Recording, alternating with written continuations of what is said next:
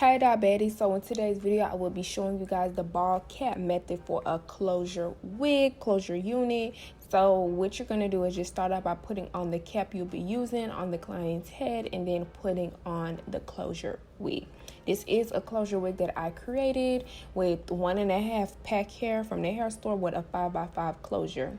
So right now I do have the wig already hot comb with a curved side part. Sometimes I pre-enhance the part, sometimes I don't. It just depends, each is on. But in this particular hairstyle I was doing, I did already create the part. So when I'm putting it on my client's head, I could go ahead and see how deep the part gonna go, how much or whether it's gonna be placed at.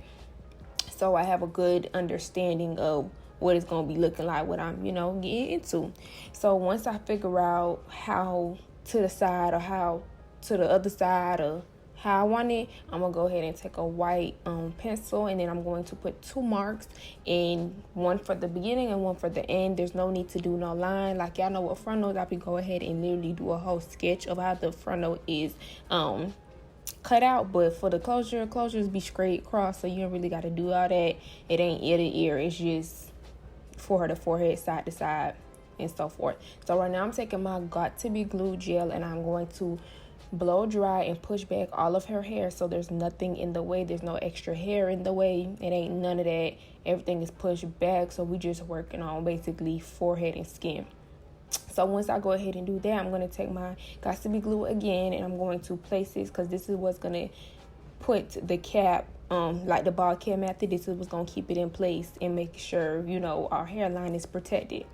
So you're going to go ahead and do that. And as you can see, I'm putting it obviously before the white dot. It's not on the white dot. The white dot is just there to give me an idea, but it ain't where I'm actually going to place the unit for real. It's just put it before where you're really going to put the wig. So right now I'm just cutting out her ear holes for the wig cap, because it just something about this, like shout out to Glamazon Tay, because that's where I got this method from.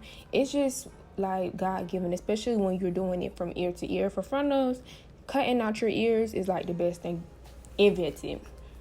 But I'm taking my spritz to hold down the cap, and it's very important that you use spritz and not Got2bglue free spray, because that is such a more harsher product on sensitive hairline, thinning hairline period. I just feel like Got2bglue free spray is just too harsh of a chemical. So I like to use spritz. That's what I'm more comfortable with. Spritz come out with water too, just how the Got2bglue gel comes off with water. You don't have to do extra scrubbing and scraping. Water will lift it. Water and shampoo, if you want to be extra, will lift it. But all I be using is water, and it's just coming right up. So use free spray to ensure the Got2bglue gel. And then once you do that and you blow dry it, you're just going to want to sew the perimeter. And I always make sure I have anchor braids of perimeter, so I have something so the cap can be sewn onto. I like to do this because while you're wearing your unit, there will be no rolling of the cap going back, no none of that. When you take off that wig, that cap still is going to be on there because it's sewn down and properly molded. So you want to go ahead and just remove the excess cap. Once you do that, I like to start with a thicker part of the cap, because that, once you cut that off, it's just a whoo. Okay, tension is free. Child, I know, because I do this with my own hair, which I be seeing me do what I do on myself too, for real.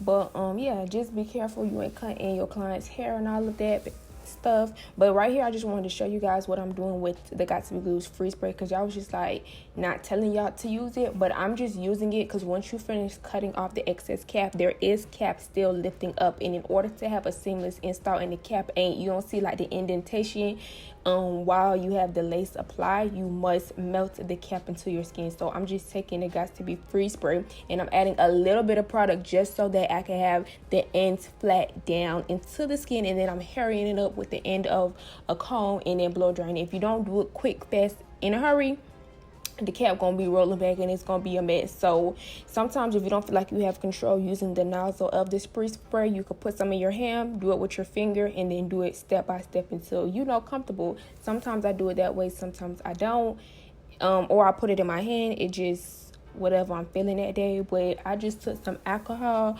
on a paper towel and I just clean my client's forehead. You want to do this step before applying the glue so that it's clean with no residue.